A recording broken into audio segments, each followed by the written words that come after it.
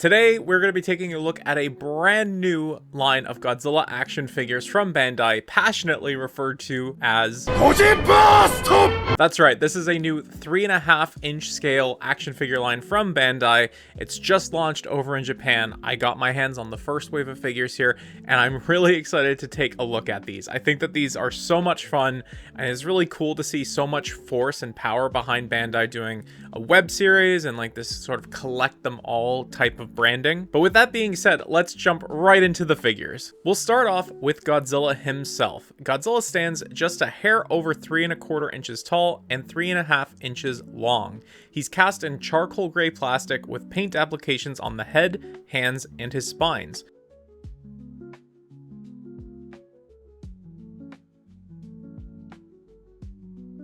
You'll notice that his left eye looks fine, but the decal for his right eye was placed way too high, making him look extra borked. Although I think it's kind of charming. The sculpted detail is good, but I'm surprised by how little detail was actually put into his spines, especially considering how much detail was put into his legs. Godzilla's articulation consists of ball joints at the neck, shoulders, waist, thighs, and tail, with his arms being the noticeable weak point of articulation in comparison to everything else.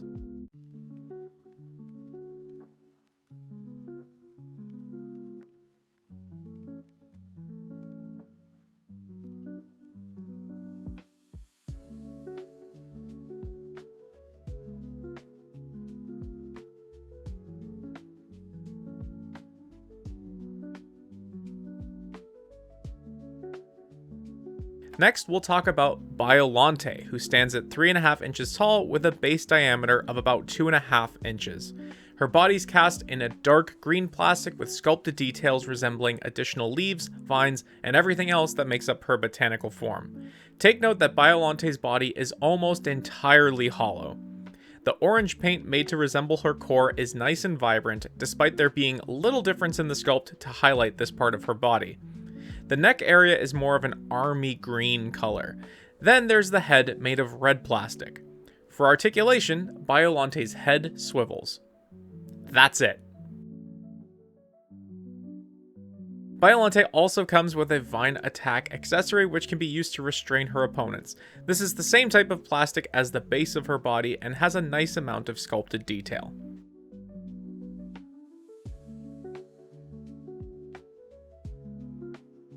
Next, we'll talk about Mothra 92, with a wingspan of 4 inches and a body length of about 2 inches. For such an inexpensive figure, they went pretty hard on the decals for the wings, and I think they look fantastic. There's a port underneath her body, which makes it seem like she was supposed to come with a flight stand at some point, and who knows, maybe there will be a future flight stand that she can use. Now we'll get into Mothra's articulation. And now we'll talk about the extra pieces that come in the package that aren't for her, but rather the next figure we'll talk about. Kiryu stands at 3.5 inches tall and 3.5 inches long. He's cast in silver plastic with paint detailing in the eyes, neck, and thighs. In terms of sculpted detail, Kiryu definitely sits in the upper half of the wave with lots of mechanical details.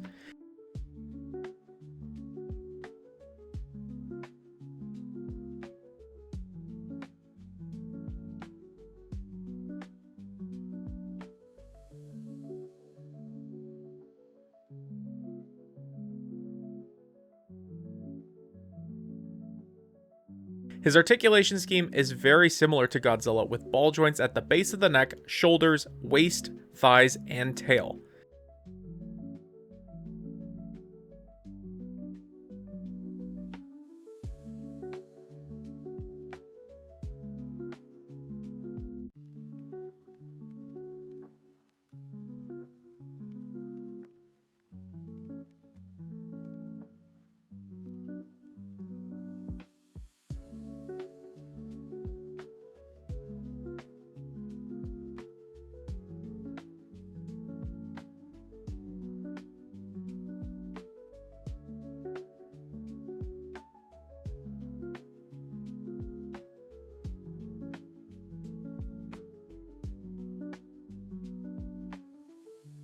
His weapon accessories from Mothra are cast in dark blue plastic with a gunmetal gray paint added to his shoulder cannons.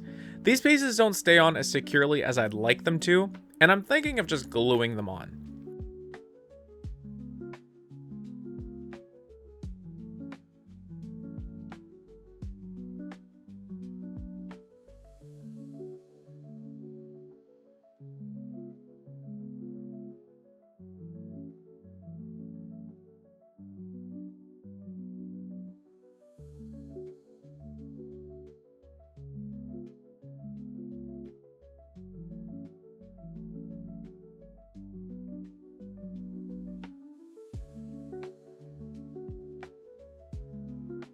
Next, we'll talk about Gigan, and while this isn't the Gigan that everyone's talking about, he comes in November, this is still a pretty cool figure, all things considered. He's cast in a metallic navy blue plastic with gunmetal gray and red painted details. Lots of sharp details in the sculpt. There are even some subtle details captured in the thighs, which is a pleasant surprise. Now, Gigan is definitely the most dynamically posed out of the wave, which leads to some challenges with articulation. In particular, his arms are posed at angles which will usually have them splayed out or pointed inward, rather than the more neutral angles of Godzilla and Kiryu. Gigan has ball joints at the base of the neck, shoulders, thighs, and tail.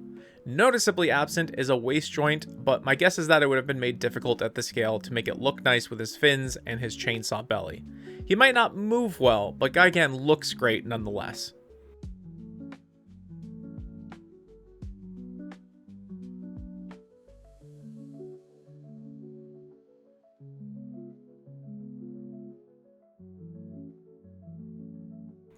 Hedorah stands at 3.5 inches tall and 3.5 inches long, and he's definitely the bulkiest of the wave. You'll notice that his tail comes unattached in the package due to his size, and the tail, at least on my unit, doesn't really like to stay in very well. It's a bit disappointing that it uses a static peg rather than a ball joint to increase his movement and range of motion, and I'll end up likely just gluing that one in place too. Despite that, Hedorah might be my winner for the wave. He's cast in a gunmetal plastic with black, red, and yellow paint details in the head. The sculpt does a great job in capturing the controlled chaos of Hedorah's body. He has a ball joint in the neck as well as the shoulders, with no other movement present.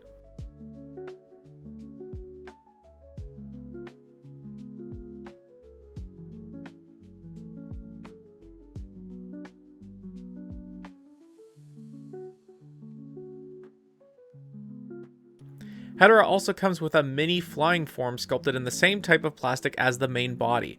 He has a couple of sculpted eyes in there, but no additional paint details, and this form pegs into Hedorah's right hand. I'm not sure why they decided to work it like this, but I'm not going to complain about it.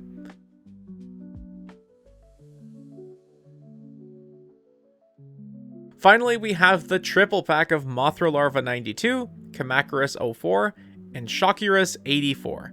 First up is Mothra Larva with a length of 3.25 inches, brown plastic, eye and mouth detail, and it looks like the webbing was a separate piece of white plastic glued into the mouth.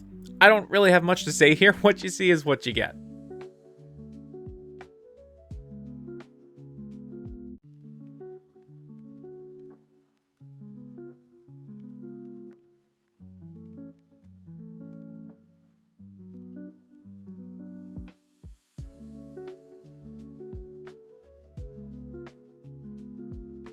Kamacuras is sculpted in the same color of plastic as Biolante's neck, with gold detailing for the eyes and an overall diameter of about 2.25 inches. The sculpt has a nice amount of subtle details, making him look very bug-like.